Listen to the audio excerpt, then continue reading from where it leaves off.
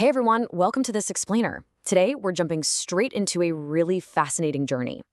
We're going all the way from the hidden, microscopic behavior of plastics, right up to the high-stakes world of mechanical component design. I mean, if you've ever wondered how engineers make sure things like plastic ears, composite aircraft panels, or even synthetic medical implants don't just, shatter under pressure, well, you are in exactly the right place. So right off the bat, we've got to ask ourselves a pretty foundational question. Why can't we just design plastic components the exact same way we design metal ones? Mechanical engineers have literally spent centuries perfecting how we use metals, right? And metals are, for the most part, pretty predictable. They play nicely by straightforward rules of elasticity. But polymers? Yeah, they are a completely different story. They have this incredibly complex, time-dependent behavior. If you just ignore those unique quirks and treat a piece of plastic like a piece of steel, well, that's a fast track to catastrophic, totally unexpected part failures. And that brings us to our core focus today. In academic circles, this is often referred to as CLO1, understanding the fundamental nature of polymer material mechanics, specifically so we can analyze and design mechanical components in the real world. Formally speaking, we're talking about the study of the time-dependent viscoelastic behavior of macromolecular materials.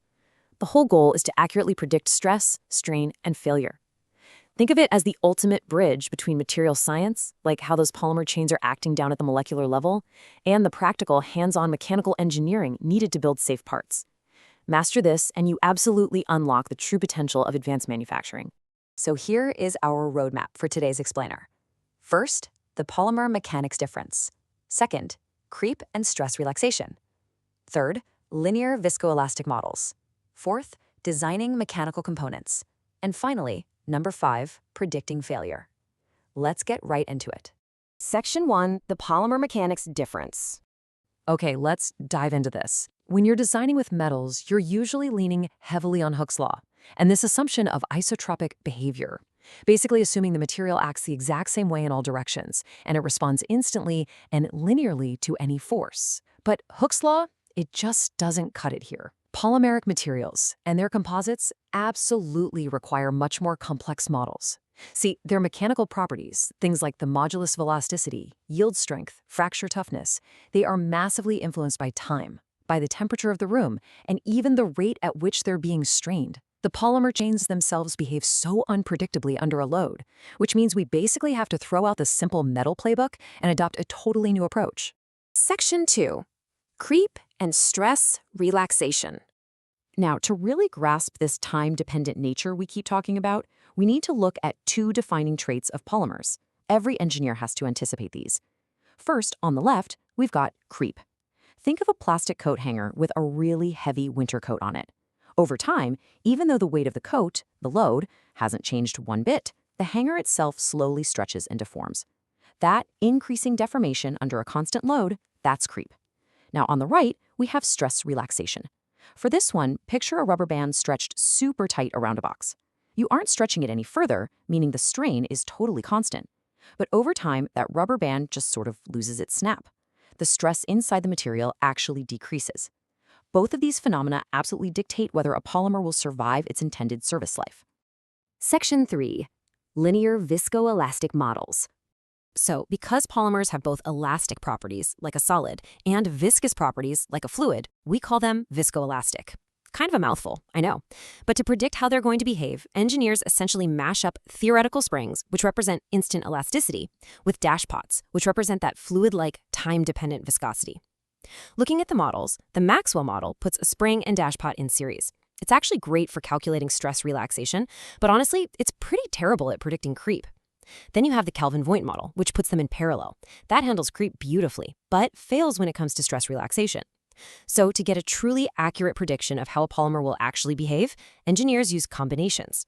The Zener model, which is also known as the standard solid model, is a great example. It uses a 4-parameter system to capture both of these phenomena simultaneously. It's kind of the best of both worlds.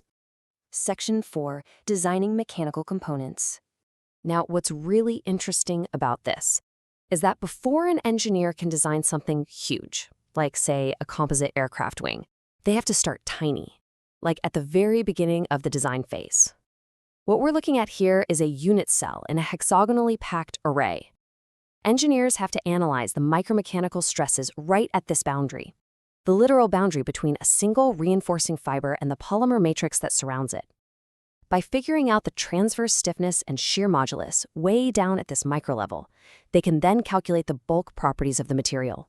Only then can they zoom back out to design the macro component. It's like building a giant puzzle from the smallest piece up. And that brings us directly to the actual product design journey. Step 1 is all about material selection and stiffness analysis.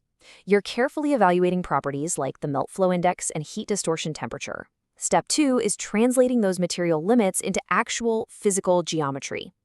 Here's the thing, you can't just make a polymer thicker to make it stronger without causing major manufacturing defects, like warpage. So engineers have to cleverly design specific features like ribs and bosses just to add stiffness. Or they have to calculate these incredibly precise fatigue equations for dynamic parts like plastic gears and bearings. Finally, in step 3, the whole geometry gets validated using finite element analysis, or FEA. This simulates exactly how the melt flow, the shrinkage, and the everyday operating stresses are ultimately going to impact the final product. Section 5. Predicting failure. But what exactly happens when a component is pushed way beyond its limits? Well, predicting failure in polymers, and especially in composite laminates, is notoriously complex. They don't just yield in one simple, predictable way. So engineers use an arsenal of sophisticated models to track all different types of damage. You've got the Tai-Wu and Tai-Hill criteria, which help predict overall lamina failure. Then there's the Hoshin criteria, used specifically to track damage between layers, that's interlaminar, and within the layers themselves, which is intralaminar damage. If you're dealing with really complex, multi-axial stresses, the NU-Daniel theory gets applied. And if we're talking about high-speed dynamic impacts, think of a bird strike on an airplane wing, the Cowper-Simmons law steps in to account for the drastic effects of those high strain rates. So the crucial point to take away here is that failure isn't just a simple on or off switch. All these models support a damage tolerance philosophy. That means we predict progressive failure mechanisms so that even after tiny microcracks and local failures start popping up, the component's residual strength stays high enough for it to survive. To see how this actually works out in practice, let's look at this quote from some recent engineering literature. The structural behavior of the panel can be numerically simulated by means of a three-dimensional progressive degradation model, taking into account gradual material degradation laws. What this perfectly encapsulates is that with modern finite element method tools, engineers aren't just simulating a part when it's shiny and perfect. They simulate it as it breaks. By plugging user-defined materials subroutines into commercial software, they can recalculate the stiffness matrix dynamically. As the polymer degrades, the simulation continually updates itself, modeling the real three-dimensional stress distribution and the gradual damage propagation. And it does all this without being limited by the computer's initial mesh generation. It's incredibly smart stuff. So we've gone all the way from the microscopic interaction of tiny polymer chains right up to simulating the progressive destruction of complex composites in real time.